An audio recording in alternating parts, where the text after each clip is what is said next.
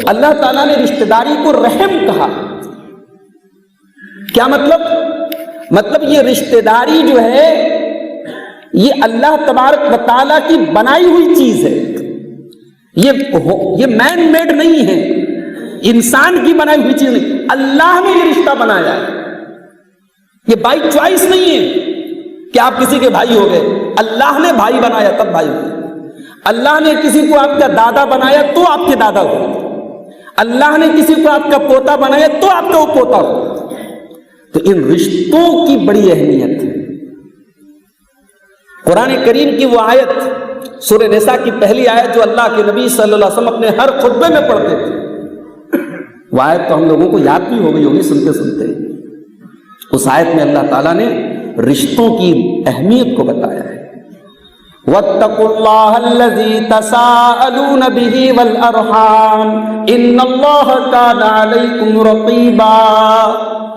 قیامت کا تعلق غیب سے ہے اور ایمان والے کی پہچان بتائی گئی. الَّذِينَ يُؤْمِنُونَ بِالْغَيْبِ، وہ غیب کے اوپر ایمان رکھتے ہیں. ایمان ہے ہمارا، اللہ نے اور اس کے رسول نے جو بیان کیا اس پر ایمان ہے ہمارا. قیامت کے دن گرمی ہوگی تو ہوگی، 1 میل پر سورج ہوگا تو ہوگا، ہم سب ننگے میدان محشر میں اکٹھا ہوں گے تو ہوں گے. ہم رسول پر ایمان لائیں، ہم اللہ پر ایمان لائیں، اور ہمیں اللہ اور اس کے رسول کی ہر بات کو ماننا ہے میرے بھائی.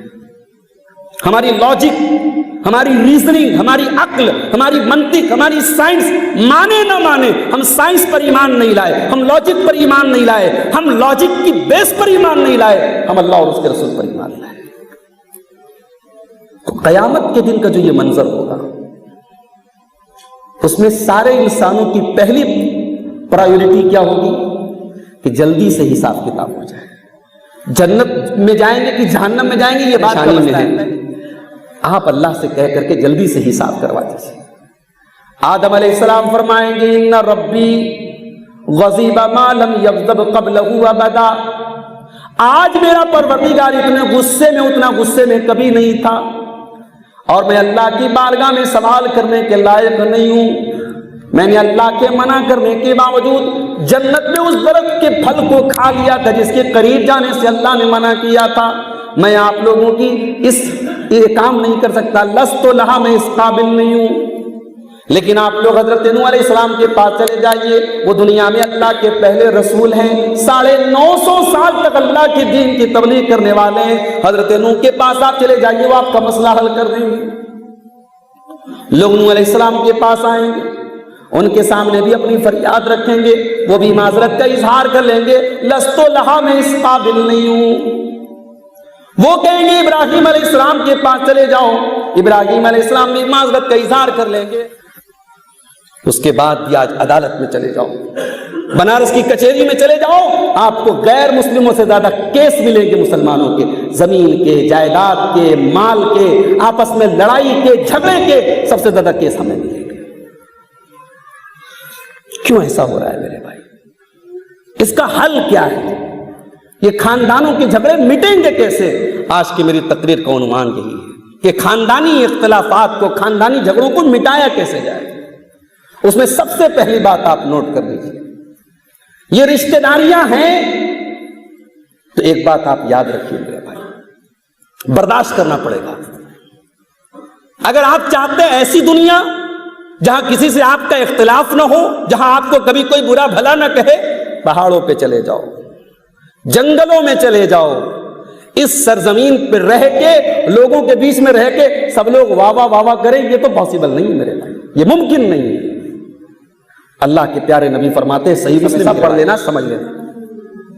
اللہ کے نبی فرماتے ہیں، ترمذی کی صحیح روایت ہے، انا زعیم ببیت فی ربض الجنہ لمن ترک المراء وان کان محقا.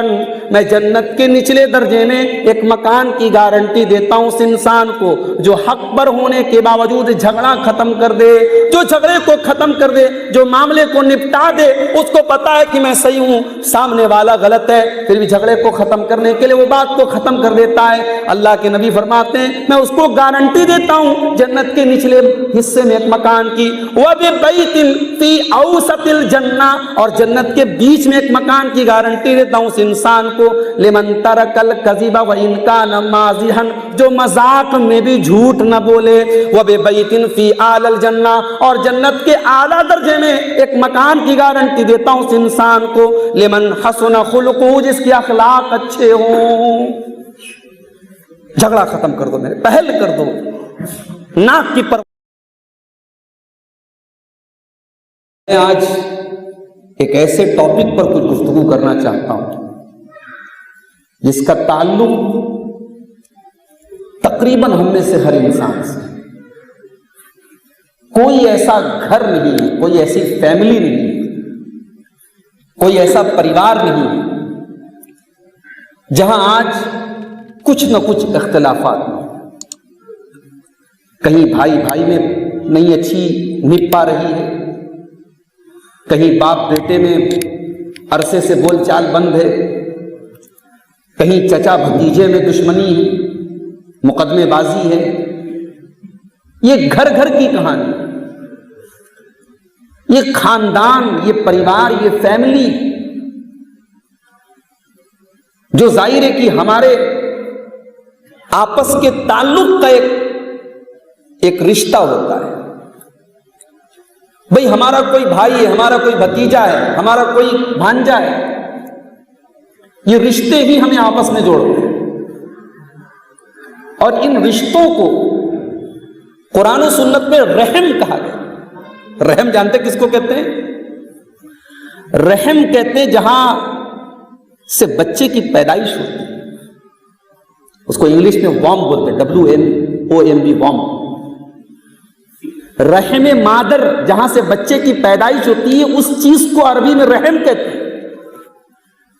اور اللہ تبارک و تعالیٰ نے رشتہ داری کے لیے، بھائی یہ مائی کا مسئلہ جو ہے نا، یہ پورا مالا پہنا دیتے ہیں لوگ، دونوں طرف سے لگا دیا ہے۔ بعد میں بات ہم لوگ تقریر کرتے ہیں تو ہاتھ وغیرہ بھی ہلانا رہتا ہے، تو بالکل پابند کر دیا ہے۔ تو اللہ تعالیٰ نے رشتہ داری کو رحم کہا۔ کیا مطلب یہ رشتہ داری جو ہے یہ اللہ تبارک و تعالیٰ کی بنائی ہوئی چیز ہے، یہ مین میڈ نہیں ہے، انسان کی بنائی ہوئی چیز نہیں، اللہ نے یہ رشتہ بنایا ہے۔ یہ بائی چوائس نہیں ہے کہ آپ کسی کے بھائی ہو گئے، اللہ نے بھائی بنایا تب بھائی ہوئے۔ اللہ نے کسی کو آپ کا دادا بنایا تو آپ کے دادا ہوئے، اللہ نے کسی کو آپ کا پوتا بنایا تو آپ کا وہ پوتا ہوئے۔ تو ان رشتوں کی بڑی اہمیت ہے۔ قرآن کریم کی وہ آیت، سورہ نساء کی پہلی آیت جو اللہ کے نبی صلی اللہ علیہ وسلم اپنے ہر خطبے میں پڑھتے تھے، وہ آیت تو ہم لوگوں کو یاد بھی ہو گئی ہوگی سنتے سنتے۔ اس آیت میں اللہ تعالیٰ نے رشتوں کی اہمیت کو بتایا ہے۔ وَاتَّقُوا اللَّهَ الَّذِي تَسَاءَلُونَ بِهِ وَالْأَرْحَامَ إِنَّ اللَّهَ كَانَ عَلَيْكُمْ رَقِيبًا۔ میرے بندو، اس اللہ سے ڈرو جس اللہ کا نام لے کر کے تم ایک دوسرے سے سوال کرتے ہو۔ سوال کرنے والا جب اللہ کا نام لے لیتا ہے، انسان آٹومیٹک ڈھیلا پڑ جاتا ہے، نرم پڑ جاتا ہے۔ اللہ کا نام لے کر کے کوئی ہاتھ پھیلا دے، کوئی سوال کر دے، ہم اس کو ریجیکٹ نہیں کرتے، یہ اللہ کے نام سے مانگ رہا ہے۔ وَاتَّقُوا اللَّهَ الَّذِي تَسَاءَلُونَ بِهِ، اس اللہ سے ڈرو جس اللہ کا نام لے کر کے تم ایک دوسرے سے سوال کرتے ہو۔ وَالْأَرْحَامَ، اور اے میرے بندو تم رشتوں کو کاٹنے سے ڈرو، رشتوں کو توڑنے سے ڈرو۔ یہ رشتے اللہ تعالیٰ نے بنائے، تمہیں توڑنے کا کوئی ادھیکار نہیں ہے۔ ان اللہ کان علیکم رقیبا، اور اگر رشتوں کو توڑتے ہو تو کان کھول کر کے سن لو، اللہ تعالیٰ تم پر نگراں ہے، اللہ تمہاری ایک ایک ایکٹیویٹی کو دیکھ رہا ہے۔ تم نے جان بوجھ کر کے کوئی رشتہ اگر توڑ دیا، تم نے کوئی رشتہ کاٹ دیا، تو تمہیں اللہ کے حساب دینا پڑے گا۔ اللہ تمہارے ایک ایک عمل کی نگرانی کر رہا ہے۔ یہ رشتہ ہے میرے بھائی۔ کبھی آپ کے علاقے کے ڈاکٹر صاحب یوکرین سے میڈیکل کی تعلیم حاصل کر کے آئے ہیں، ڈاکٹر نظر الحق صاحب، ابھی ان سے بات ہو رہی تھی، انہوں نے نقشہ کھینچا یوکرین کا، جب وہاں حالات خراب تھے، ابھی بھی خراب ہیں، بتانے لگے ڈاکٹر صاحب کی نفسی کا حالت تھا۔ کہتے وہ جو آپ لوگ تقریروں میں بتاتے نا میدان محشر کا جو حال ہے، وہ حال تھا۔ ابھی ایک دن ایک صاحب مجھ سے کہنے لگے، مولوی صاحب یہ بات سمجھ میں نہیں آتی، کسی کا پسینہ سینے تک، کسی کا پسینہ کمر تک، کسی کا پسینہ گھٹنے تک، یہ کیسے پاسبل ہے؟ اگر ایک جگہ 20 انسان ہیں تو کسی کا پسینہ کم، کسی کا پسینہ زیادہ، کسی کا پسینہ نیچا، یہ کیسے پاسبل ہے؟ میں نے کہا اچھا یہ پاسبل ہے کہ سورج 1 میل کی دوری پر آئے اور انسان سروائیو کر لے؟ بھئی سورج 9 کروڑ 30 لاکھ میل دور ہے، تب بھی جب گرمی زیادہ ہوتی ہے لوگ لو سے مر جاتے ہیں، گرمی سے مر جاتے ہیں، اور قیامت کے دن اللہ کے نبی فرماتے ہیں 1 میل کی دوری پر ہوگا اور لوگ سروائیو کر لیں گے، اسی حالت میں میدان محشر قائم ہوگا، اسی حالت میں حساب و کتاب قائم ہوگا۔ میں نے کہا نا یہ اگر مگر چوں چرا، یہ قیامت کے بارے میں یہ سوالات مت کیا کرو۔ قیامت کا تعلق غیب سے ہے، اور ایمان والے کی پہچان بتائی گئی، الذین یؤمنون بالغیب، وہ غیب کے اوپر ایمان رکھتے ہیں۔ ایمان ہے ہمارا، اللہ نے اور اس کے رسول نے جو بیان کیا اس پر ایمان ہے ہمارا۔ قیامت کے دن گرمی ہوگی تو ہوگی، 1 میل پر سورج ہوگا تو ہوگا، ہم سب ننگے میدان محشر میں اکٹھا ہوں گے تو ہوں گے۔ ہم رسول پر ایمان لائیں، ہم اللہ پر ایمان لائیں، اور ہمیں اللہ اور اس کے رسول کی ہر بات کو ماننا ہے میرے بھائی۔ ہماری لاجک، ہماری ریزننگ، ہماری عقل، ہماری منطق، ہماری سائنس مانے نہ مانے، ہم سائنس پر ایمان نہیں لائے، ہم لاجک پر ایمان نہیں لائے، ہم لاجک کی بیس پر ایمان نہیں لائے، ہم اللہ اور اس کے رسول پر ایمان لائے۔ تو قیامت کے دن کا جو یہ منظر ہوگا، اس میں سارے انسانوں کی پہلی پرائیورٹی کیا ہوگی کہ جلدی سے حساب کتاب ہو جائے۔ جنت میں جائیں گے کہ جہنم میں جائیں گے یہ بات کا مسئلہ ہے، پہلے جلدی سے حساب ہو جائے۔ گرمی برداشت نہیں ہو رہی ہے، یہ پریشانی برداشت نہیں ہو رہی ہے، تو لوگ سب سے پہلے آدم علیہ السلام کے پاس جائیں گے، کہیں گے اے آدم، آپ سارے انسانوں کے باپ ہیں، اللہ نے آپ کو اپنے ہاتھ سے پیدا کیا ہے، آپ دیکھ رہے ہم کتنی پریشانی میں ہیں، آپ اللہ سے کہہ کر کے جلدی سے حساب کروا دیجیے۔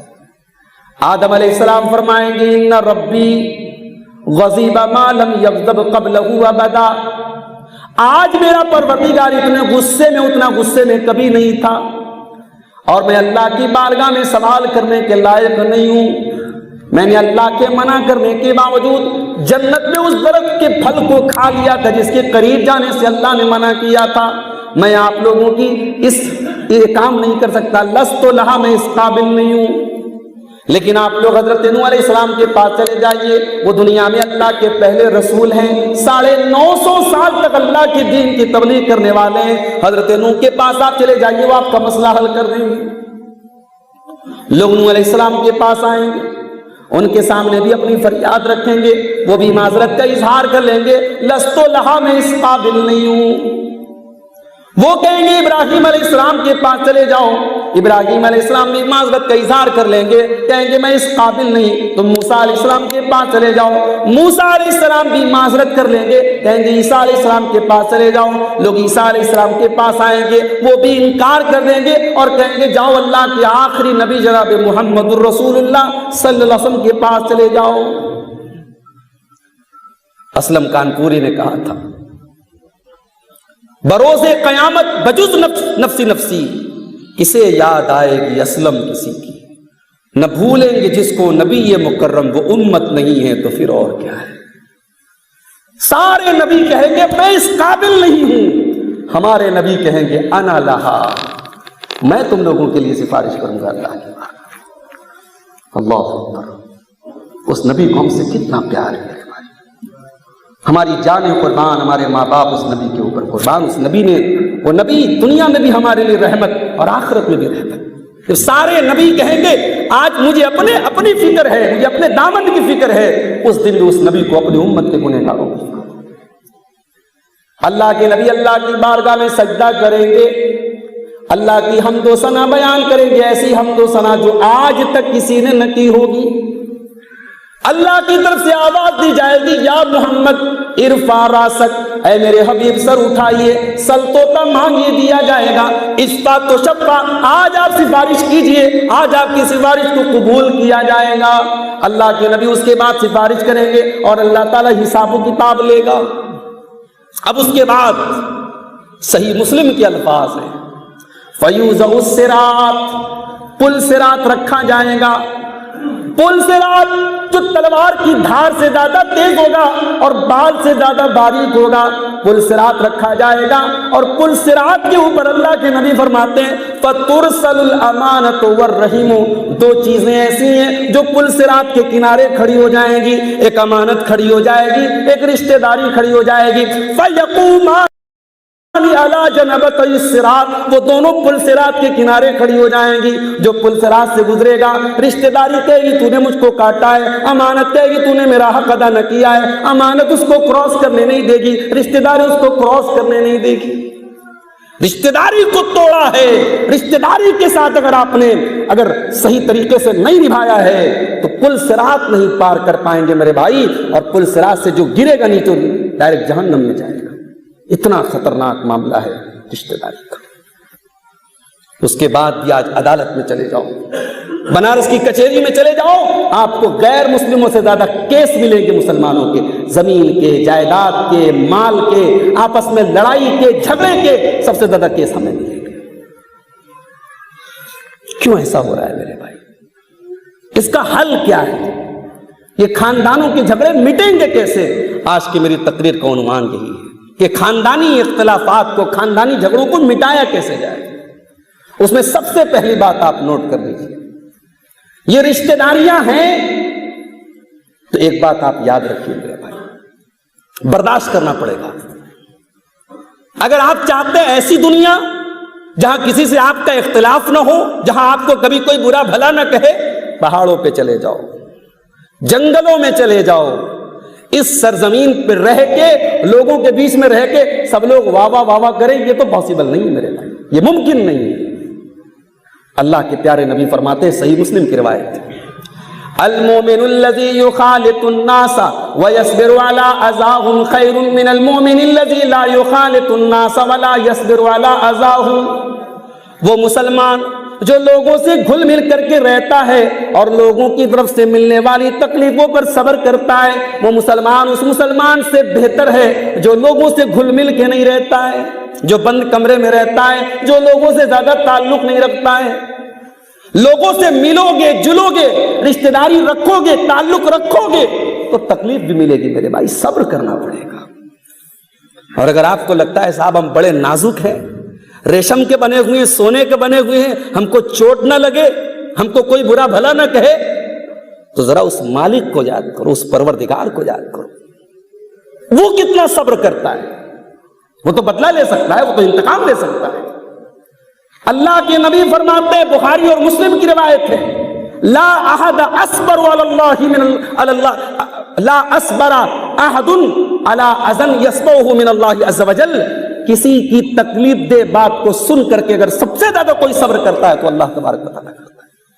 लोग उसके साथ शिर्क करते हैं, लोग उसका बेटा करार देते हैं, कोई ईसा को अल्लाह का बेटा करार देता है, कोई उज़ैर को अल्लाह का बेटा करार देता है। लोग अल्लाह के साथ शिर्क करते हैं, अल्लाह का बेटा करार देते हैं। सुम्मा युआफीहिम व यरज़ुक़ुहुम, फिर भी अल्लाह रोजी दे रहा है, फिर भी अल्लाह आफियत दे रहा है, फिर भी अल्लाह जिला रहा है, खिला रहा है, पिला रहा है। जो उसका सब्र नहीं है तो और क्या है, जो उसका बर्दाश्त नहीं है तो और क्या है, जो उसका हिल्म नहीं है तो और क्या है, जो उसकी बुर्दबारी नहीं है तो और क्या है। रिश्तेदारियों में सब्र करना पड़ेगा।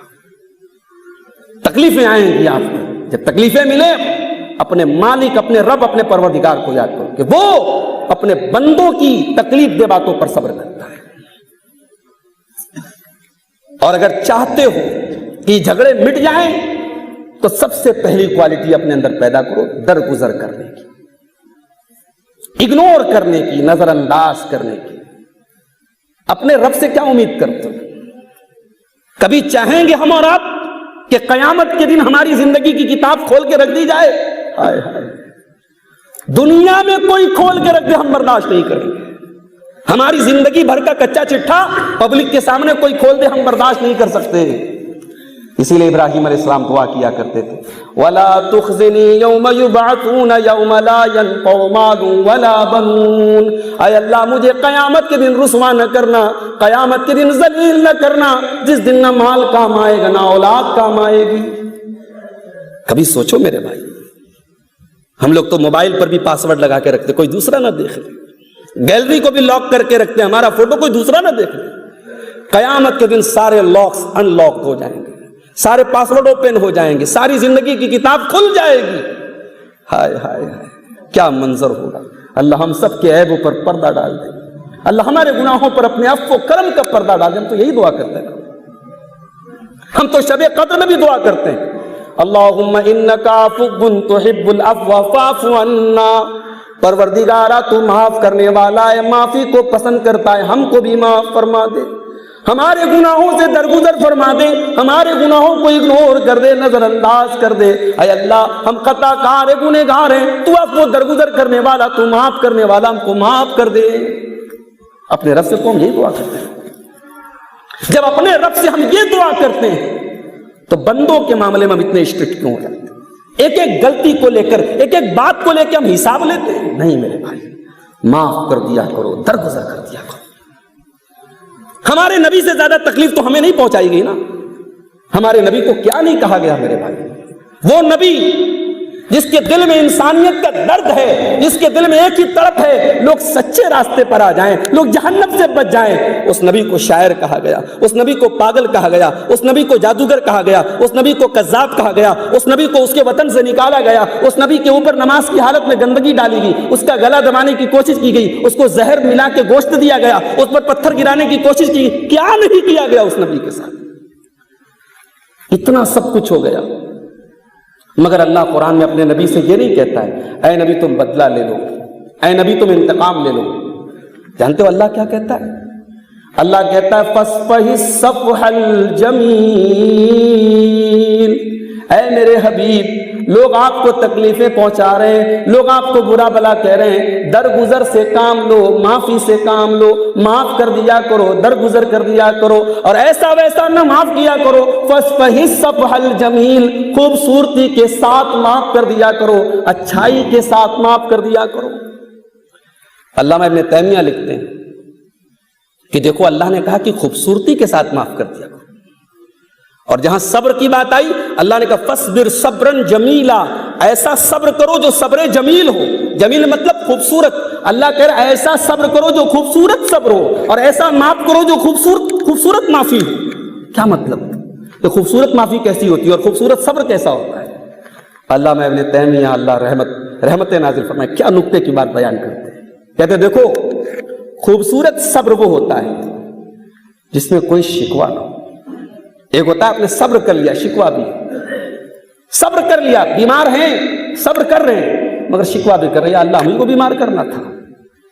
صبر ایسا ہو جس میں شکوہ نہ ہو، ایسا صبر خوبصورت صبر ہے.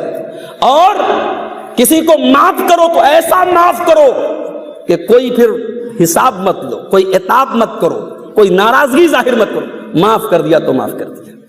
ایک ہوتا ہے معاف تو کر دیا، معاف کرنے کے پہلے 4 بات سنا دیا، تو نے میرے ساتھ ایسا کیا ویسا کیا، یہ ہے وہ ہے ایسا ہے ویسا ہے، اس کے بعد معاف کر دیا. اللہ نے کہا نہیں، فَاصْفَحِ الصَّفْحَ الْجَمِيلَ، معاف بھی کرو تو ایسا معاف کرو کہ بس معاف کر دیا. یوسف علیہ السلام کو دیکھو، کون بھائی کسی بھائی کے ساتھ ایسا کرے گا؟ اپنے چھوٹے بھائی، اپنے معصوم بھائی، اپنے خوبصورت بھائی کو لے جا کے کنویں میں ڈال دیا. 10 بھائیوں نے مل کے کنویں میں ڈال دیا. جب یوسف کو اللہ تعالیٰ نے اس کنویں سے نکالا. اچھا میں کبھی کبھی حضرت یوسف کے واقعے پر غور کرتا ہوں تو بڑا قرآن، اللہ نے قرآن میں اس واقعے کو احسن القصص کہا، سب سے بہترین واقعہ. اتنی عبرت ہے اس واقعے میں. اگر صرف سورہ یوسف کے اوپر تقریر کی جائے تو کئی گھنٹے تقریر ہو سکتی ہے، جمعہ کے کئی خطبے ہو سکتے ہیں. صرف حضرت یوسف کے واقعے کو اگر بیان کیا جائے اور ایک پوائنٹ کو بیان کیا جائے. کبھی آپ غور کرو، یوسف علیہ السلام سے اگر ان کے بھائی حسد نہ کرتے اور ان کو لے جا کے کنویں میں نہ ڈالتے تو کیا یوسف علیہ السلام اس مقام تک پہنچتے جس مقام پر اللہ نے انہیں پہنچایا؟ تو اس کا مطلب یہ ہوا کہ اس مقام تک پہنچنے کے لیے یوسف کا کنویں میں جانا ضروری تھا. ہم اور آپ ہوتے اور ہم کنویں میں چلے جاتے تو ہمیں لگتا کہ اتنی بڑی مصیبت آ گئی، مگر سونا بھی تبھی نکھر کر کے سامنے آتا ہے جب سونے کو آگ میں تپایا جاتا ہے، جب آزمائشوں کی بھٹی میں تپایا جاتا ہے، تب وہ سونا جو ہے پیور اور شدھ بنتا ہے۔ میرے بھائیوں، ہمارے اوپر آنے والی آزمائشیں اور تکلیفیں کبھی کبھی ہمارے اونچے مقام دینے کے لیے اور ہمیں دنیا میں ترقی دینے کے لیے ہوتی ہے، اور ہم اسے غلط سمجھتے ہیں۔ ہمارے بارے میں ہمارا رب کیا فیصلہ کرتا ہے یہ ہمارے رب کو زیادہ اچھی طریقے سے معلوم ہے۔ حضرت یوسف علیہ السلام کو اللہ نے اس مقام تک پہنچایا، بھائیوں نے کنویں میں ڈالا، اور آج وہ دن ہے حضرت یوسف علیہ السلام مصر کے بادشاہ کے لیول پر ہیں، بادشاہ کی گدی پر بیٹھے ہیں، اور آ کر کے ان کے بھائی کہتے ہیں اے بادشاہ سلامت، اے عزیز مصر، ہم بڑے قریب ہیں اور بڑے پریشانی کے شکار ہیں، تصدق علینا، ہم کو آپ اناج دیجئے اور ہم پر خیرات کیجئے، ان اللہ یجزی المتصدقین، اللہ صدقہ خیرات کرنے والوں کو بڑا اچھا بدلہ دیتا ہے۔ آج وہی بھائی ان کے سامنے آ کر کے خیرات مانگ رہے ہیں، یوسف کا دل بھر آیا، یوسف کے دل کو چوٹ پہنچی، میرے بھائی آج میرے آگے خیرات مانگ رہے ہیں۔ انہوں نے کہا کیا آپ لوگوں کو یاد ہے آپ لوگوں نے یوسف کے ساتھ کیا کیا تھا، اس کے بھائی کے ساتھ کیا کیا تھا؟ بھائیوں نے اب غور کیا، دیکھا کہ یہ تو ہمارا بھائی یوسف لگ رہا ہے۔ کہا کہ کیا آپ یوسف ہیں؟ کہا کہ ہاں میں یوسف ہوں، اور یہ میرا بھائی بنیامین ہے، اور اللہ نے ہم پر احسان کیا اور آج اللہ نے ہم کو اس مقام تک پہنچا دیا۔ اتنا کہنے کے بعد حضرت یوسف نے اپنے بھائیوں کو کچھ برا بھلا نہیں کہا، کوئی سرزنش نہیں کی، کوئی عتاب نہیں کیا، کوئی پچھلا قصہ کہانی لے کر کے نہیں بیٹھ گئے، بلکہ ایک جملے میں فرمایا لا تثریب علیکم اليوم یغفر اللہ لکم وہو ارحم الراحمین۔ کہا کہ جاؤ میرے بھائی، آج یوسف تم سے کوئی بدلہ نہیں لینا، جاؤ میں نے تم سب کو معاف کر دیا، اللہ تم کو معاف کرے، پچھلی کسی بات کا ذکر نہیں کیا۔ ہمارے یہاں تو معافی تلافی بھی ہوتی ہے تو پیاز کے چھلکے کی طرح پچھلی تمام باتیں کھولی جاتی ہیں، نہیں میرے بھائی، معاف کرو تو خوبصورتی کے ساتھ معاف کرو، جیسے یوسف نے معاف کیا، جیسے ہمارے نبی نے معاف کیا فتح مکہ کے موقع پر۔ اللہ معاف کرنے والوں کو پسند کرتا ہے۔ حضرت عائشہ سے کسی نے پوچھا کہ اماں عائشہ، اللہ کے نبی کا اخلاق کیسا تھا؟ کہا کہ لم یکن فاحشا، اللہ کے نبی صلی اللہ علیہ وسلم فحش زبان استعمال نہیں کرتے تھے، کبھی گالی یا گندی زبان استعمال نہیں کرتے تھے، ولا متفحشا، اور گالی کے جواب میں بھی گالی نہیں دیتے تھے، ولا سخابا فی الاسواق، اور بازاروں میں چلا چلا کے بات نہیں کرتے تھے، ولا یجزی بالسیئۃ السیئۃ، اور برائی کا بدلہ برائی سے نہیں دیتے، ولکن یعفو ویصفح، بلکہ معاف کر دیتے تھے، درگزر کر دیتے تھے۔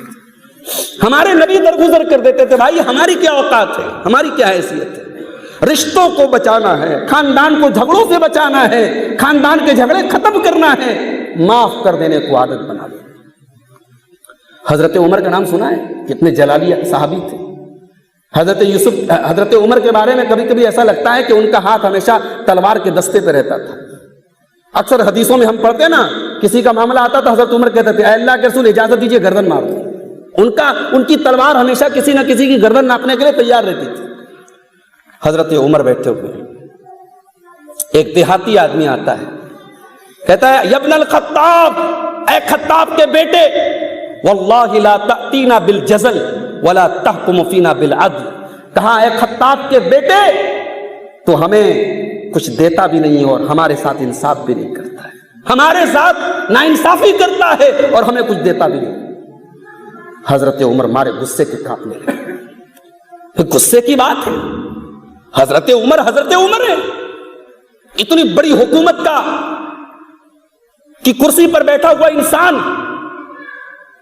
22 لاکھ اسکوائر میل کے ایریا پر حکومت کرنے والا انسان، اور پھٹے پرانے کپڑے پہننے والے حضرت عمر، ان سے کوئی کہہ رہا ہے کہ آپ انصاف نہیں کرتے، آپ ہمیں دیتے نہیں کچھ۔ حضرت عمر کو بڑا غصہ آیا اور ایسا لگ رہا تھا کہ اب غصے میں حضرت عمر کوئی کڑا فیصلہ نہ لے۔ اتنے میں وہاں جو لوگ موجود تھے حضرت عمر کی کیبنٹ میں اچھے لوگ تھے، بڑے لوگ تھے، ایک آدمی نے کھڑے ہو کے کہا کہ اے امیر المومنین، اللہ قرآن میں کہتا ہے خذ العفو وأمر بالعرف وأعرض عن الجاہلین، اے میرے نبی آپ لوگوں کو معاف کر دیا کریں اور بھلائی کا حکم دیا کریں اور جاہلوں کے منہ نہ لگا کریں، جاہلوں کو اگنور کر دیا کریں، نظر انداز کر دیا کریں۔ اے امیر المومنین، یہ اللہ کا کلام ہے، یہ قرآن کی آیت ہے، اور یہ انسان جاہل ہے، یہ نہیں جانتا یہ کیا بول رہا ہے۔ اے امیر المومنین، اس کو نظر انداز کر دیجئے۔ بخاری کے الفاظ ہے، حضرت عمر فاروق نے قرآن کی آیت سنی، فوراً ان کا غصہ ختم ہو گیا، انہوں نے معاف کر دیا، انہوں نے نظر انداز کر دیا۔ اور راوی کہتے ہیں وَكَانَ وَقَّافًا عِنْدَ كِتَابِ اللَّهِ، یہ حضرت عمر کی خاص بات تھی۔ جب اللہ کا قرآن پڑھا جاتا تھا، جب اللہ کی کتاب پڑھی جاتی تھی، حضرت عمر وہیں پر اسٹاپ ہو جاتے تھے، وہیں پہ رک جاتے تھے۔ قرآن پڑھ دیا جائے، اس کے بعد حضرت عمر کچھ نہیں کرتے تھے، قرآن کے حساب سے چلتے تھے، قرآن کی آیتوں کے حساب سے چلتے تھے۔ تو رشتوں کو بچانا ہے میرے بھائی، تو معاف کر دیا۔ ایک چیز کو اور عادت بنا لو، ہمارے یہاں اولاد کو شکایت ہے کہ صاحب ماں باپ ہمارا خیال نہیں رکھتے، والدین کو شکایت ہے کہ ہماری اولاد بڑی نافرمان ہے۔ شریعت نے کیا مزاج بنایا؟ شریعت نے یہ مزاج بنایا کہ اولاد یہ نہ کہے کہ میرے ماں باپ نے میرے ساتھ کیا کیا ہے، اولاد اپنا حق ادا کرے اور والدین اپنا حق ادا کرے۔ شریعت نے اپنی ذمہ داری ادا کرنے کا حکم دیا، اپنا حق مانگنے کا حکم نہیں دیا۔ اللہ نے اولاد سے یہ نہیں کہا تم اپنے ماں باپ سے اپنا حق مانگو، بلکہ اللہ نے اولاد سے کہا وَبِالْوَالِدَيْنِ إِحْسَانًا، اپنے والدین کے ساتھ ہمیشہ اچھا سلوک کرتے رہو۔ والدین اگر کچھ غلط بھی کر رہے ہیں، ناانصافی بھی کر رہے ہیں، ظلم و زیادتی بھی کر رہے ہیں، تب بھی آپ کو اپنے والدین کے ساتھ بدتمیزی کرنے کا، ان کا حق مارنے کا، ان کے ساتھ کوئی غلط کام کرنے کا آپ کو کوئی ادھیکار نہیں ہے۔ اور اگر اولاد نافرمان ہو جائے، اولاد نالائق ہو جائے، والدین کو کوئی ادھیکار نہیں کہ اپنی اولاد کو اس کے حق سے محروم کر۔ ہمارے یہاں جو ایک رواج ہے نا، اولاد کو آگ کر دینے کا رواج، جس کو بنارس کی زبان میں کہتے ہیں لا دعویٰ کر دینا، عدالت میں چلتا ہے۔ باپ بیٹے میں ٹھنا ٹھنی ہو گئی، باپ بیٹے میں جھگڑا ہو گیا، اب باپ جا کر کے عدالت میں ایک پیپر تیار کرواتا ہے، میری جائیداد میں میرے بیٹے کا کوئی حق نہیں۔ ظلم ہے یہ، اللہ کا حساب دینا پڑے گا آپ کو اگر آپ نے اپنی اولاد کو آگ کیا ہے اپنی جائیداد سے، آپ کو کوئی ادھیکار نہیں۔ یوصیکم اللہ فی اولادکم، آپ کی وراثت میں، آپ کی پراپرٹی میں آپ کی اولاد کا حق آپ نے نہیں رکھا، اللہ نے رکھا ہے، اور اللہ کے دیے گئے حق کو چھیننے کا آپ کو کوئی حق نہیں ہے میرے بھائی۔ تو اللہ نے اولاد سے یہ نہیں کہا کہ تم باپ سے اپنا حق مانگو، ہمارے یہاں حق مانگنے کی بات زیادہ چلتی ہے۔ نوکری کرنے والوں کو اپنی تنخواہ ٹائم پر چاہیے، ان کی اپنی رسپانسبلٹی کیا ہے، ان کی اپنی ذمہ داری کیا ہے، یہ ان کو نہیں معلوم ہے۔ آج ہر آدمی اپنا حق مانگ رہا ہے، اس کی ذمہ داری کیا ہے، اس کو کیا کرنا ہے، اس سے مطلب نہیں ہے۔ نبی اکرم نے یہ مزاج بنایا کہ اپنی ذمہ داری ادا کرو۔ ایک مثال دیتا ہوں، اور بڑی ایموشنل مثال دے رہا ہوں، اگر دل اور دماغ کے دروازے کھلے ہیں تو بڑے غور سے اس مثال کو سنیے۔ جنگ حنین کا موقع تھا، اسلامی تاریخ میں یہ بھی بڑی عجیب و غریب جنگ لڑی گئی ہے۔ جنگ حنین یہ پہلی جنگ تھی، اس میں مسلمانوں کی تعداد دشمن سے زیادہ تھی، 12,000 مسلمان تھے اس جنگ میں، دشمن سے زیادہ تھے۔ مسلمانوں کو لگا کہ ارے ہمیشہ تو ہم 313 تھے تو 1,000 سے جیت جاتے تھے، آج تو ہم 12,000 کی تعداد میں ہیں۔ مسلمانوں کے اندر تھوڑا سا تکبر پیدا ہو گیا، تھوڑا سا گھمنڈ پیدا ہو گیا۔ یہ قرآن کے الفاظ ہیں، میرا جملہ نہیں، یہ قرآن کا جملہ ہے۔ بہرحال جنگ ہوئی، شروع میں مسلمانوں کو دھکا ملا، دشمن سب تیر اندازی میں ماہر تھے، جب تیر چلایا تو مسلمانوں کے پیر اکھڑ گئے، قدم اکھڑ گئے۔ پھر اللہ تعالیٰ نے مدد فرمائی اور یہ جنگ مسلمانوں نے جیتی، جنگ حنین۔ جنگ کے بعد جب مال غنیمت کو تقسیم کرنے کی بات آئی تو اللہ کے نبی نے ان لوگوں کو جو ابھی نئے نئے مسلمان ہوئے تھے، جو فتح مکہ کے موقع پر مسلمان ہوئے تھے، ان کو زیادہ حصہ دیا۔ کچھ ایسے بھی لوگ تھے جو ابھی مسلمان نہیں ہوئے تھے، ان کو اسلام کی طرف مائل کرنے کے لیے اللہ کے نبی نے ان کو دیا۔ اور انصاری صحابہ کرام جن کا رول سب سے زیادہ تھا اس جنگ میں، ان کو اللہ کے نبی نے کچھ نہیں دیا۔ اب انصاری صحابہ کرام میں جو بزرگ لوگ تھے، جو بوڑھے لوگ تھے، وہ تو تجربے کار لوگ تھے، وہ جانتے تھے مال کی کیا حیثیت ہے، وہ تو کچھ نہیں بولے۔ جو نوجوان طبقہ تھا اس کے دل میں تھوڑا ملال پیدا ہوا، اس کے دل میں یہ خیال پیدا ہوا کہ جن لوگوں کو اپنی تلوار سے ہم نے مارا ہے، قریش کے لوگوں کو، قریش کے لوگوں کو بھر بھر کے اللہ کے نبی نے مال غنیمت دیا اور ہم کو کچھ نہیں ملا. تو انصاری صحابہ کرام میں باتیں ہونے لگی, آپس میں میٹنگیں ہونے لگی. اللہ کے نبی کے کانوں تک یہ بات پہنچ گئی کہ انصاری صحابہ کرام ناراض ہیں. اللہ کے نبی نے انصاری صحابہ کرام کو ایک جگہ اکٹھا ہونے کا حکم دیا. مدینہ کے سارے انصار ایک جگہ اکٹھا ہو گئے. اللہ کے پیارے نبی کھڑے ہو کر کے خطبہ دیتے ہیں اور خطبہ دینے کے بعد آپ فرماتے ہیں یا معاشر الانصار, انصار کس, اے میرے انصاری صحابہ, اے انصار کی جماعت, الم اجدکم ذلالا فہداکم اللہ بی, یہ بتاؤ کل تک تم گمراہ تھے, اللہ نے مجھ کو بھیج کر کے تم کو اسلام کا راستہ دکھا دیا, تم کو ہدایت کا راستہ دکھا دیا, بتاؤ یہ سچ ہے کہ نہیں ہے؟ انصاری صحابہ کرام نے ہاتھ اٹھا کے کہا اللہ و رسولہ امن, ہاں اللہ کے نبی ہم مانتے ہیں, اللہ کا ہم پر بہت احسان ہے, اس کے رسول کا ہم پر بہت احسان ہے.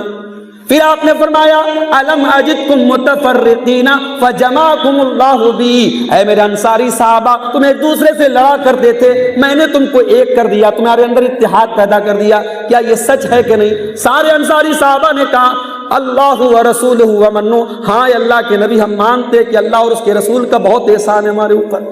پھر آپ نے فرمایا الم اجدکم آلتن, کیا تم کو فقیر اور محتاج نہیں پایا تھا, آج اللہ نے تم کو مالدار بنا دیا, آج خوشحال بنا دیا. ہاں اللہ کے نبی آپ بالکل صحیح فرما رہے ہیں. اس کے بعد آپ نے فرمایا یا معاشر الانصار, اے انصار صحابہ کرام, اے میرے انصاری صحابہ, کیا تم نہیں چاہتے ہو کہ لوگ جب اپنے گھر کو جائیں تو سونا چاندی لے کر کے جائیں, اونٹ اور بکری لے کر کے جائیں, اور جب تم اپنے گھر کو جاؤ تو اللہ کے رسول کو لے کر کے جاؤ, کیا تم یہ نہیں چاہتے ہو؟ اے انصاری صحابہ لولا الہجرت لکنتم رعم من الانصار, اگر ہجرت نہ ہوتی تو میں بھی انصار میں سے ہوتا. الناس دسا الناس الانصار شعار والناس دثار. آپ نے فرمایا اے میرے انصاری صحابہ آپ کا تو مجھ سے اتنا گہرا تعلق ہے جیسے انسان کے اندر کا جو کپڑا ہوتا ہے, جو انر ہوتا ہے, جو اس کی باڈی سے ٹچ کرتا ہے, آپ تو میرے لیے اس کپڑے کی طرح ہیں جو انسان اندر پہنتا ہے, اور باقی لوگ تو باہر کے کپڑے ہیں, آپ تو میرے جسم سے ٹچ کرنے والے, میرے جسم سے لگے رہنے والے لوگوں کی طرح ہیں. اے میرے انصاری صحابہ آپ نے اپنے دل میں ایسا ملال کیسے پیدا کر لیا؟ پھر آپ نے فرمایا اے میرے انصاری صحابہ میں ایک چیز کی آپ کو اور پیشن گوئی دے دیتا ہوں, انکم ستلقون بعدی اسرتن, میرے بعد بھی ایسا زمانہ آئے گا جب دوسرے لوگوں کو بڑے بڑے عہدے دیے جائیں گے اور آپ کو وہ عہدے نہیں ملیں گے, آپ کے اوپر دوسروں کو ترجیح دی جائے گی. اگر ایسا ہو جائے تو اے میرے انصاری صحابہ تم کوئی پروٹیسٹ نہ کرنا, تم کوئی دھرنا پردرشن نہ کرنا, فاصبروا, تم صبر سے کام لینا, اپنا حق ادا کرتے رہنا, اپنی ذمہ داریاں ادا کرتے رہنا, حتی تلقونی علی الحوض, یہاں تک کہ تم حوض کوثر پر مجھ سے ملاقات کرنا.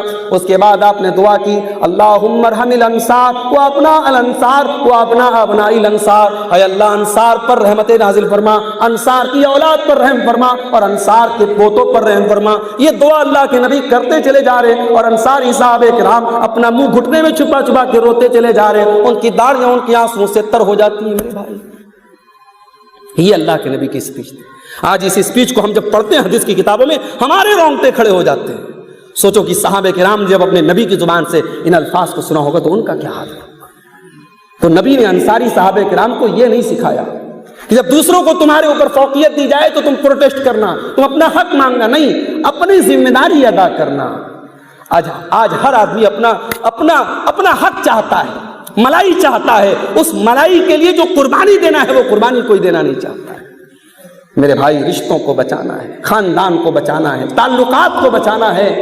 آپ یہ مت دیکھو سامنے والا میرے ساتھ کیسا کر رہا ہے, آپ یہ دیکھو مجھے کیسا کرنا چاہیے. ادلا بدلی کرنا یہ تھوڑی ہے صلہ رحمی, اس کا نام تھوڑی ہے. اس نے اپنی شادی میں مجھے نہیں بلایا, میں کیوں بلاؤں؟ وہ میرے سکھ دکھ میں شامل ہوا, میں کیوں شامل ہوں؟ یہ میرے نبی کی تعلیم نہیں ہے. میرے نبی نے تو یہ تعلیم دی یا عقبۃ ابن عامر, اے عقبہ ابن عامر, آت من حرمک, جو تم کو نہ دے تم اس کو دو, وصل من قطعک, جو تم سے قطع تعلقی کرے تم اس سے رشتہ جوڑو, جو تم سے رشتہ توڑنے کی کوشش کرے تم اس سے رشتہ جوڑنے کی کوشش کرو. رشتوں کو بچانا ہے میرے بھائی, تو یہ اصول بھی ہمیں یاد رکھنا پڑے گا. اب آئیے قرآن کا 26واں پارہ کھولتے ہیں. اور سورہ حجرات کی چند آیتوں کو دیکھتے ہیں جہاں اللہ تعالیٰ نے خاندان کو بچانے کے نسخے ہمیں بتائے ہیں. یا ایھا الذین آمنوا لا یا ایھا الذین آمنوا ان جاءکم فاسق بنبأ فتبینوا، اے ایمان والو جب تمہارے پاس کوئی فاسق آدمی کوئی خبر لے کر کے آئے تو تحقیق کر لیا کرو، جانچ پڑتال کر لیا کرو، اور بغیر تحقیق کیے اس خبر کے اوپر کوئی ایکشن نہ لیا کرو. یہ بہت بڑا مسئلہ ہے.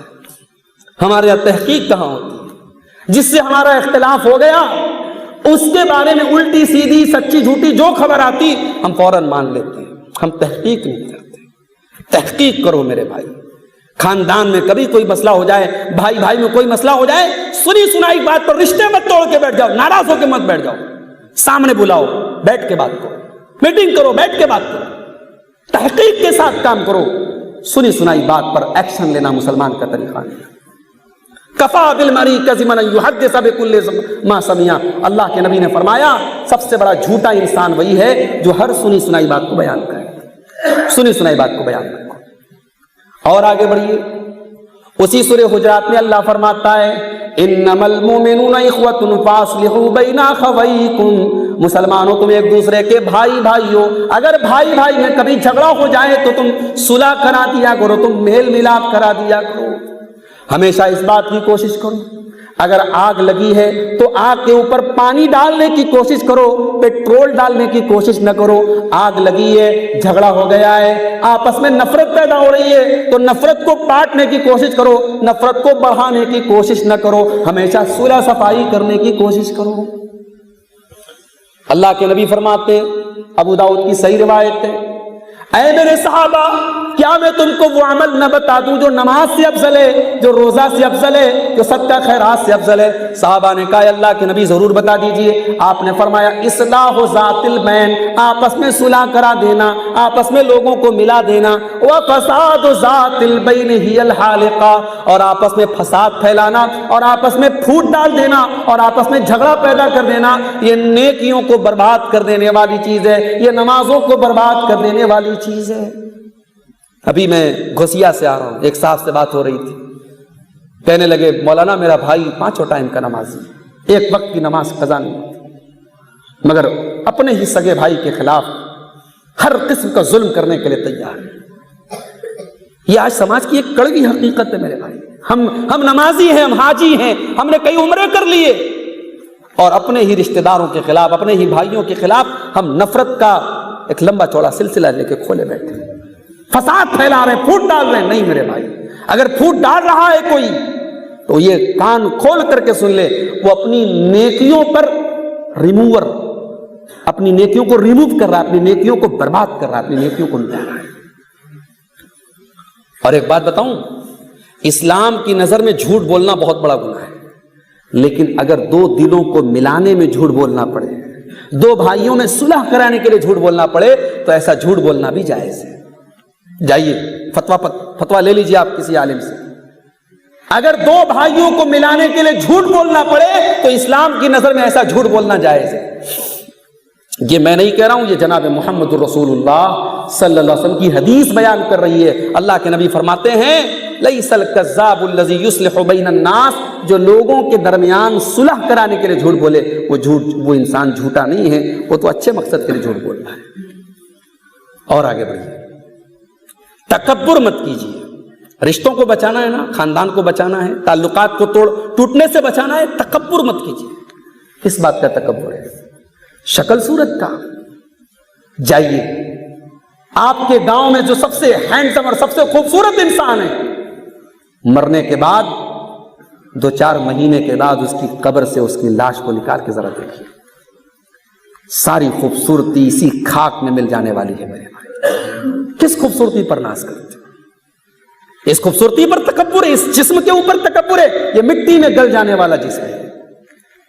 اگر تکبر دولت پر ہے، جس دن سانسوں کی ڈور تھمے گی، جس دن دل کی دھڑکن رکے گی، ساری دولت دوسروں کی ہو جائے گی، ساری پراپرٹی دوسروں کی ہو جائے گی. نہ تکبر دولت پر ہو، نہ تکبر اسٹیٹس پر ہو، نہ تکبر خوبصورتی پر ہو.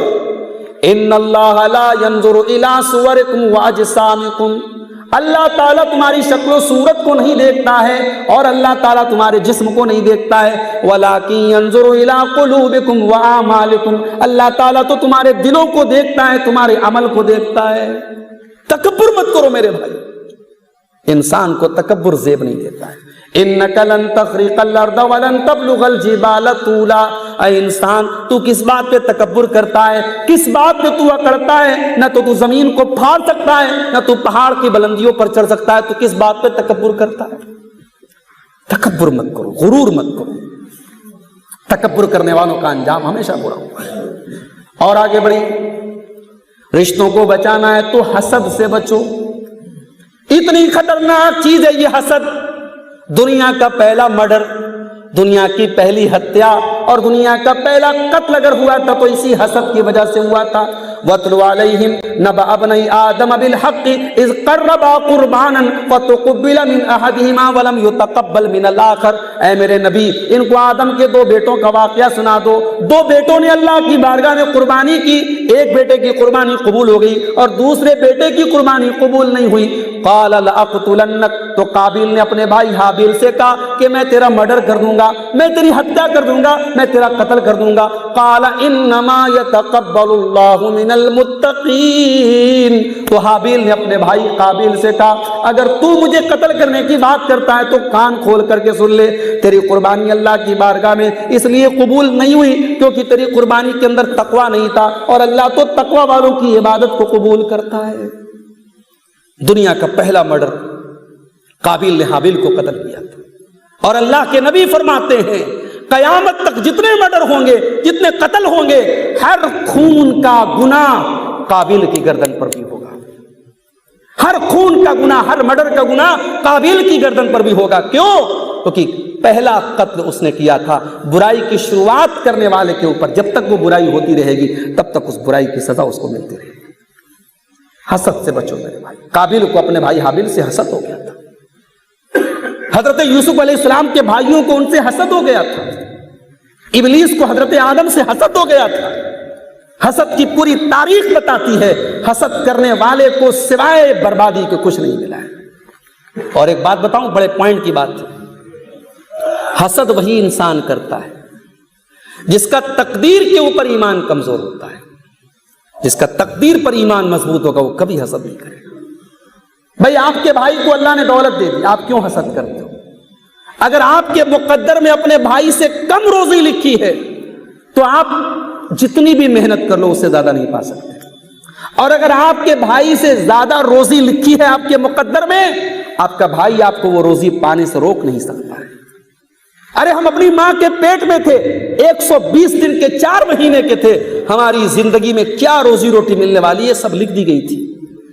تو تقدیر پر اگر ایمان ہے تو انسان حسد نہیں کرے گا۔ حسد سے اپنے دامن کو بچاؤ میرے بھائی۔ اسی طریقے سے ایک دو باتیں اور بیان کر کے بات ختم کرتا ہوں۔ ہمارے آپسی خاندان کے رشتے اس لیے بھی برباد ہو رہے ہیں کیونکہ ہمارے یہاں بدگمانی بہت تیز ہوتی ہے۔ بدگمانی، برا گمان کرنا، اندازہ لگانا۔ یا ایھا الذین آمنوا اجتنبوا کثیرا من الظن ان بعض الظن اثم ولا تجسسوا، اے ایمان والو بہت زیادہ گمان نہ کیا کرو، بعض گمان انسان کو گناہ تک لے کے چلے جاتے ہیں۔ ولا تجسسوا، اور ایک دوسرے کی جاسوسی نہ کیا کرو۔ مسجد میں آپ بیٹھے ہوئے ہیں، 2-4 لوگ کونے بیٹھ کے خسر پسر کر رہے ہیں، نہیں جائز ہے، غلط ہے یہ۔ ہاں اگر کہیں کنارے بیٹھ کے میٹنگ کر رہے ہیں تو 3 چیزوں کے لیے میٹنگ کر سکتے ہیں۔ لا خیر فی کثیر من نجواہم الا من امر بصدقۃ او معروف او اصلاح بین الناس۔ اللہ قرآن میں فرماتا ہے لوگ آپس میں خسر پسر کرتے ہیں، چپکے چپکے باتیں کرتے ہیں، 3 چیزوں کی باتیں لوگ کر سکتے ہیں، باقی سب بکواس ہے۔ 3 چیزوں کی باتیں لوگ کر سکتے ہیں، صدقہ خیرات کی بات کر سکتے ہیں، کسی بھلائی کی بات کر سکتے ہیں، اور لوگوں کے درمیان صلح کرانے کی بات کر سکتے ہیں۔ بدگمانی مت کرو میرے بھائی، بدگمانی رشتوں کے لیے زہر ہے۔ اسی طریقے سے ولا یغتب بعضکم بعضا، خبردار کوئی کسی کی غیبت نہ کرے۔ امام بخاری رحمۃ اللہ علیہ اتنے بڑے محدث ہیں، بڑے دعوے کے ساتھ کہتے ہیں کہ مجھے ایک بات کا یقین ہے، مجھے ایک بات کا یقین ہے کہ کل اللہ کی بارگاہ میں جب میرا حساب ہوگا اللہ اس بات پر میرا حساب نہیں لے گا کہ میں نے کسی کی غیبت کی ہے۔ اپنی زبان کو ہمیشہ غیبت سے بچا کے رکھا۔ یہ امام بخاری کا جملہ ہے کہ مجھے اس بات کا یقین ہے کہ اللہ اس بات پر میرا حساب نہیں لے گا کہ میں نے کسی کی غیبت کی ہے۔ آج ہماری کوئی مجلس غیبت سے خالی نہیں، کوئی ہماری بیٹھک غیبت سے خالی نہیں۔ غیبتوں سے اپنی زبانوں کو محفوظ رکھو میرے بھائی۔ اور اسی طریقے سے اگر خاندان کو اور تعلقات کو ٹوٹنے سے بچانا ہے میرے بھائی، پہل کرو۔ اگر بگاڑ ہو گیا ہے، نفرت ہو گئی ہے، آگے بڑھ کر کے پہل کرو۔ آپ پہل کریں گے، آپ کی ناک کٹ جائے گی، بہت اچھی بات ہے۔ آئیے میں حدیث آپ کو سنا دیتا ہوں، اگر یہ حدیث سن لی آپ نے تو آئندہ آپ اپنی ناک نہیں بچائیں گے۔ اگر کبھی آپ کے بھائی سے، آپ کے رشتہ دار سے آپ کا جھگڑا ہو گیا اور آپ کو پہل کرنے میں سنکوچ ہو رہا ہے تو یہ حدیث ہمیشہ پڑھ لینا، سمجھ لینا۔ اللہ کے نبی فرماتے ہیں، ترمذی کی صحیح روایت ہے، انا زعیم ببیت فی ربض الجنہ لمن ترک المراء وان کان محقا، میں جنت کے نچلے درجے میں ایک مکان کی گارنٹی دیتا ہوں اس انسان کو جو حق پر ہونے کے باوجود جھگڑا ختم کر دے، جو جھگڑے کو ختم کر دے، جو معاملے کو نپٹا دے، اس کو پتا ہے کہ میں صحیح ہوں، سامنے والا غلط ہے، پھر بھی جھگڑے کو ختم کرنے کے لیے وہ بات کو ختم کر دیتا ہے۔ اللہ کے نبی فرماتے ہیں میں اس کو گارنٹی دیتا ہوں جنت کے نچلے حصے میں ایک مکان کی، وَبِبَيْتٍ فِي أَوْسَطِ الْجَنَّةِ، اور جنت کے بیچ میں ایک مکان کی گارنٹی دیتا ہوں اس انسان کو، لمن ترک الکذب وان کان مازحا، جو مذاق میں بھی جھوٹ نہ بولے، وببیت فی اعلی الجنہ، اور جنت کے اعلیٰ درجے میں ایک مکان کی گارنٹی دیتا ہوں اس انسان کو، لمن حسن خلقہ، جس کے اخلاق اچھے ہوں۔ جھگڑا ختم کر دو میرے، پہل کر دو، ناک کی پرواہ مت کرو، ایسی ناک کسی کام کی نہیں۔ اگر یہ ناک مٹ جائے، کٹ جائے اور ہمیں جنت میں مکان کی گارنٹی مل رہی ہے اللہ کے نبی کی زبان سے، تو یہ سودا مہنگا نہیں، سودا سستا ہے۔ اور آخری چیز، تعلقات کو بچانا ہے تو تعلقات میں کھاد پانی ڈالتے ہو، جیسے کھیت میں پیڑ لگایا، پودا لگایا تو اس کو کھاد پانی دیتے رہنا ہے نا۔ تعلقات کو کھاد پانی دیتے رہو۔ کھاد پانی کیسے دیں گے؟ 6 حق ہے، یاد رکھو۔ مسلمان کا مسلمان پر 6 حق، یہ عام مسلمان کا، یہ آپ کے اسلام پور کے ہیں اور آپ کا مسلمان بھائی بینی پور کا ہے اور آپ جانتے ہیں، جنسا کا ہے اور آپ جانتے ہیں، لوتا کا ہے آپ جانتے ہیں، رشتہ داری نہیں ہے، رشتہ داری ہے تو اور بڑا حق ہے۔ اگر ایک عام مسلمان کی اگر ہم بات کریں، اللہ کے نبی فرماتے 6 حق ہے۔ اذا لقیتہ فسلم علیہ، ملاقات ہو تو سلام کرو۔ ہمارے یہاں کیوں نہیں گڈ مارننگ سکھایا گیا؟ ہمارا کیوں نہیں گڈ ایوننگ سکھایا گیا؟ ہمیں سلام کیوں سکھایا گیا؟ ہمارا کسی سے جھگڑا ہے، ہماری کسی سے دشمنی ہے، وہ بھی سامنے مل گیا، السلام علیکم، ہم نے سلام کیا۔ جب ہم نے سلام کیا تو دشمنی تو ختم ہو گئی۔ سلام کا مطلب ہے میں تیرے لیے سلامتی کی دعا کر رہا ہوں۔ ارے جب سلامتی کی دعا کر رہا ہوں تو دشمنی کہاں رہ گئی؟ اسی لیے اللہ کے نبی فرماتے ہیں سلام کو پھیلاؤ، محبت بڑھے گی، نفرت ختم ہوگی۔ دوسری چیز، وَإِذَا دَعَاكَ فَأَجِبْهُ، جب آپ کا مسلمان بھائی دعوت دے تو دعوت قبول کرو۔ تیسری چیز، وَإِذَا اسْتَنصَحَكَ فَانصَحْ لَهُ، جب آپ سے مشورہ مانگے تو صحیح مشورہ دو۔ چوتھی چیز، وَإِذَا عَطِسَ فَحَمِدَ فَشَمِّتُ، جب آپ کے مسلمان بھائی کو چھینکائیں اور وہ الحمدللہ کہے تو یرحمک اللہ کو۔